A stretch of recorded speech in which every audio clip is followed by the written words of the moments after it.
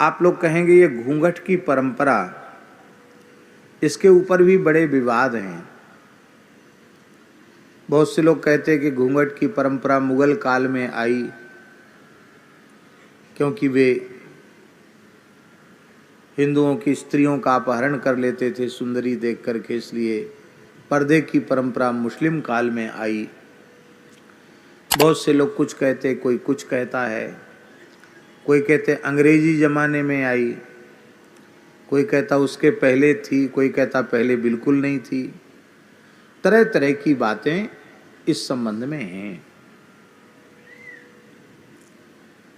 लेकिन एक विनम्र निवेदन हम आपको करें, संत कबीरदास जी के काल को 600-700 वर्ष हो रहा है।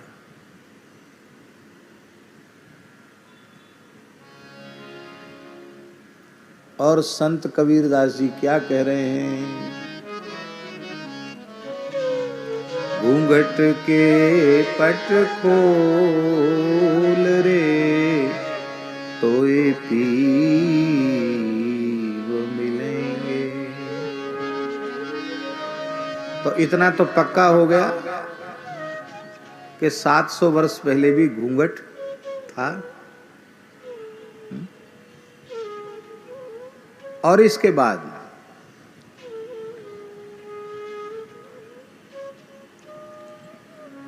श्री कुंभन दास जी कह रहे हैं, अस्सी साहब की कवि, श्याम लगोई संग डोले माई मेरे, श्याम लगोई संग डोले, जित जाऊं तित दौरोई आवे,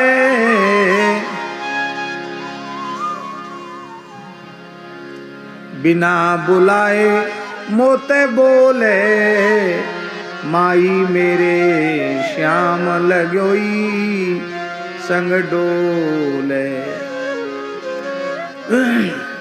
कुंभन दास लाल गिरधर प्रभु, हंसी हंसी घूंघट खोले माई मेरे, श्याम लगोई संग डोले। इसलिए वस्तुतः ये जो परंपरा है, माताओं को मर्यादा में रहने की जो परंपरा है, वो हमारी भारतीय सनातन वैदिक अति प्राचीन परंपरा है। इसके बारे में इस तरह की बातें कि मुगल काल में आ गई, उसके पहले नहीं थी, ये नहीं। हमारे यहाँ कहा गया है असूर्यम पस्याहा दाराहा, हमारे प्राचीन ग्रंथों में प्रयोग असूर्यम पस्याहा। असूर्यम पस्याहा का अर्थ है वे इतनी मर्यादित रहती थी हमारे देश की बहु बेटियां कि सूर्य भी उनको न देख सके। इसका अर्थ ये नहीं कि वो सूर्य के सामने नहीं जाती थी, इसका मतलब जो सूर्य सबको देखता है, इतने प्रभावशाली पुरुष भी अपनी इच्छा से उसे न देख सकें। संपूर्ण राष्ट्र की, धर्म की सुरक्षा नारी देह की पवित्रता में है। नारी पवित्र होगी तो सृजन भी अत्यंत पवित्र होगा। पवित्र सृष्टि होगी, संस्कार युक्त बालक बालिकाएं जन्म लेंगे तो ही आपका गृहस्थाश्रम सफल होगा। आपकी जीवन की जो कुछ उपलब्धियां है वो सब काम आएगी। और वही नष्ट हो गया तो आपने जो कुछ जीवन भर इकट्ठा किया, अपने तन मन प्राण की पूरी शक्ति लगा के, उसका क्या हुआ? उसका लाभ आपको क्या मिला? इसलिए मर्यादा बहुत आवश्यक है। अभी यहां लोग जानते कि नहीं जानते, कन्या जब विवाह मंडप में आती है, नववधू, तो विवाह मंडप में आते समय जब तक पाणी ग्रहण नहीं हो जाता है, बहुत ध्यान से सुने, उसके बीच में कन्या आती है तो बीच में एक अंतरपट रखा जाता है, एक कपड़ा रखा जाता है बीच में।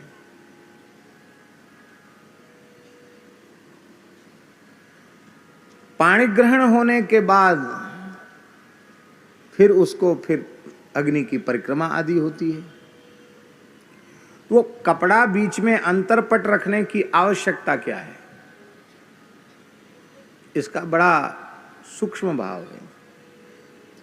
हमारे शास्त्र कहते हैं कि धर्मनिष्ठ सदाचारी पुरुष के सामने स्त्री उपस्थित हो, स्त्री शरीर उपस्थित हो, यदि बहुत छोटी आयु की हो तो उसे अपनी पुत्री के जैसा, पुत्री के भाव से देखे, और अपनी समान आयु या बड़ी आयु को हो तो उसको भगिनी भाव से, बहन के भाव से देखे, और अधिक आयु की हो तो उसको मातृभाव से देखे।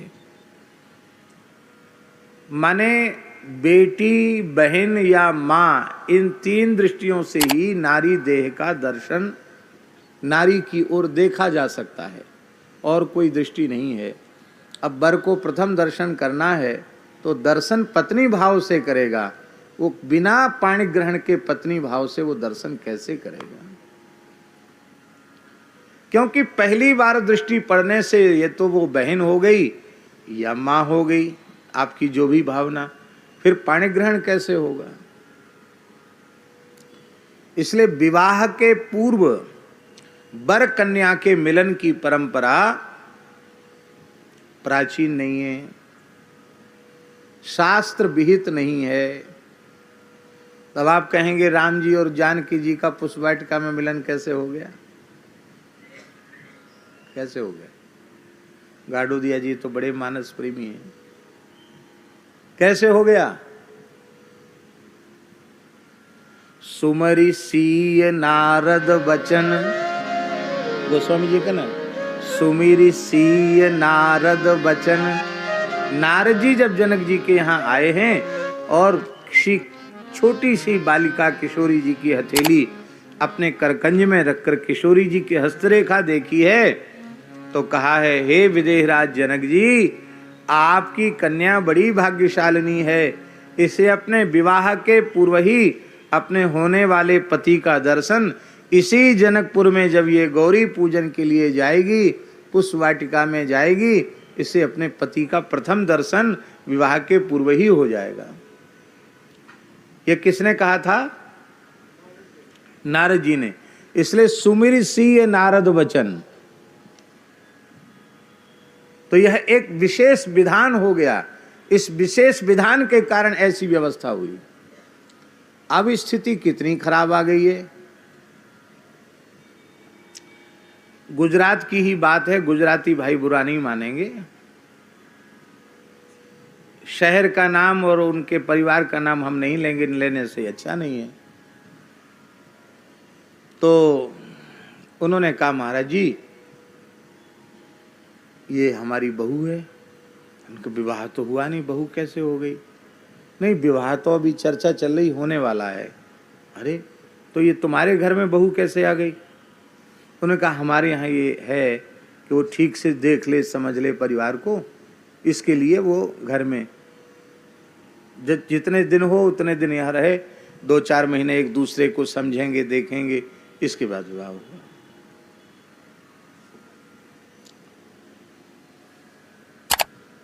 और महीना 2 महीना रहने के बाद भी समझ में नहीं आया तो हम ऐसी स्थिति में सतीत्व की बात और पातिव्रत की बात कहना ही उपहासास्पद है। श्री जानकी जी को चित्रकूट में देखकर जनक जी का हृदय भराया और उन्होंने कहा, पुत्री पवित्र किए कुल दो। इसमें माताओं के जीवन की सार्थकता है कि वे जिस घर में पैदा हों, अपने सतीत्व से, अपने पवित्र आचरण से अपने पिता माता के कुल को भी तार दें और अपने सतीत्व के प्रभाव से अपने पति के कुल को भी तार दें। पुत्र सुपुत्र होता है तो अपने कुल को तारता है, किंतु कन्या यदि सती साध्वी पतिव्रता होती है तो दोनों कुलों को तार देती है। इसलिए पातिव्रत धर्म की परंपरा, मर्यादित होने की परंपरा आप लोगों को बुरा तो लगेगा, किंतु सौभाग्यवती माताओं को अपना सिर नंगा रखना ये शास्त्र में निषिद्ध है। उनको सिर पर वस्त्र धारण करके रखना चाहिए। सौभाग्य चिन्हों को ऐसे ही प्रतिज्ञा पूर्वक धारण करना चाहिए जैसे वैष्णव चिन्हों को प्रतिज्ञा पूर्वक धारण करते हैं। प्रतिज्ञा पूर्वक मस्तक पर ऊर्ध्वपुंड तिलक करते हैं, गले में सतत तुलसी रखते हैं, भगवान नाम का जप करते हैं। उनका स्वरूप ही तो प्रमाणित करता है कि वैष्णव हैं। ऐसे ही माताओं का स्वरूप ही प्रमाणित करता है कि ये सौभाग्यवती देवी है। ये सौभाग्य के चिन्ह उनका कवच है। मस्तक पर सिंदूर देखकर किसी भी धर्मनिष्ठ पुरुष की सहज श्रद्धा हो जाती है, ये सौभाग्यवती देवी है। अब पता ही नहीं चलता कि ये बहू है कि बेटी है, सौभाग्यवती है कि बिना सौभाग्य की है।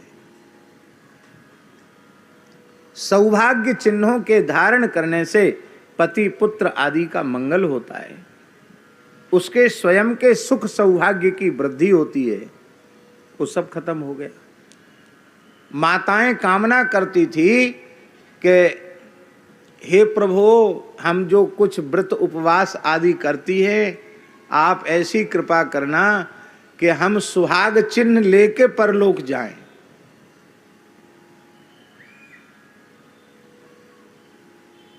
और वो कब होता? जब पति के सामने उसकी मृत्यु होती तो वो सौभाग्य चिन्हों को धारण करके स्मशान में जाती। माताएं अपना सौभाग्य समझती थी। वह दुर्दिन हमें न देखना पड़े कि पति की अर्थी पर हमें अपने बाल काट के चढ़ाने पड़े, अपने मंगलसूत्र को रखना पड़े, अपनी बिछुड़ी और अपनी चूड़ियां रखनी पड़े। ऐसा दुर्भाग्य का दिन हमारे जीवन में न आवे, इसके लिए माताएं प्रार्थना करती थी। अब पति जिंदा है, उनके सामने तुमने सौभाग्य चिन्ह सब उतार के धर दिए, उनको तो मुर्दा बना दिया। कहां चला गया आपका पति के प्रति भाव? बड़ी बूढ़ी माताएं जो सास नहीं ददिया सास बन गई हैं, ऐसी माताएं भी उनके वृद्ध पति कहीं बाहर गए हैं तो वे 2:30-3 बजे प्रसाद पाती। क्यों दादी ऐसा क्यों कर रही हो? बोले वो कथा बांचवे गए हैं, अमुक जगह गए हैं, तो अब इतने देर तक तो बिना प्रसाद के नहीं रहे होंगे, और उन्होंने भोजन कर लिया होगा तब उनके पीछे मैं भोजन करूं। ये सुनी हुई बात नहीं, ये आंखों से देखी हुई बात मैं आपको निवेदन कर रहा हूं। दाम्पत्य जीवन की पवित्रता, परस्पर भाव, पुरुष अपनी गृहिणी को गृहलक्ष्मी के समान आदर दे और वह गृहलक्ष्मी अपने पति को नारायण का स्वरूप मान करके आदर दे, ये हमारी पवित्र भारतीय परंपरा है। तो अपने जेठ का, ससुर का पर्दा करना, घूंघट करना, ये अच्छी बात है।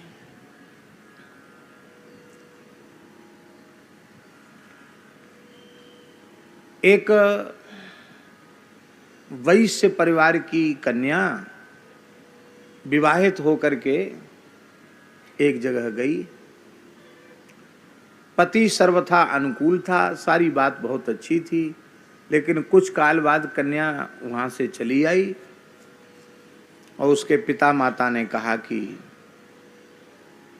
बड़े दुखी हुए कि कैसे चली आई वहां से वापस।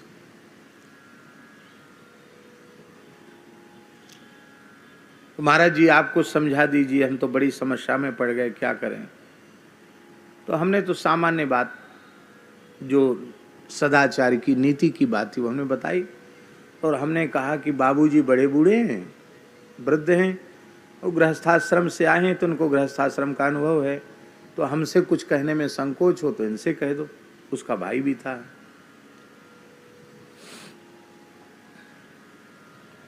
बाद में इन्होंने जब हमको बात बताई तो हमें बड़ी पीड़ा हुई।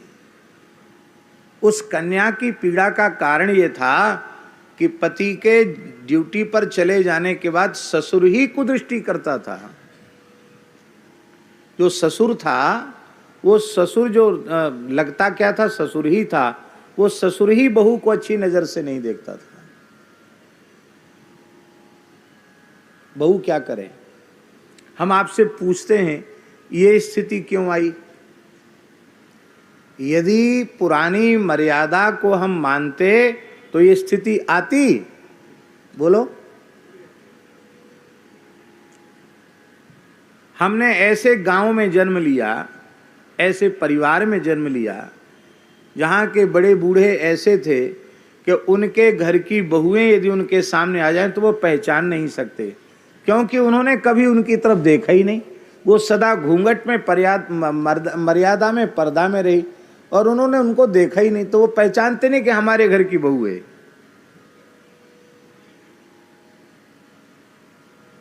ये इसलिए ऐसी विकृति आई क्योंकि आपने प्राचीन परंपराओं को, मर्यादाओं को तोड़ा, समाप्त किया।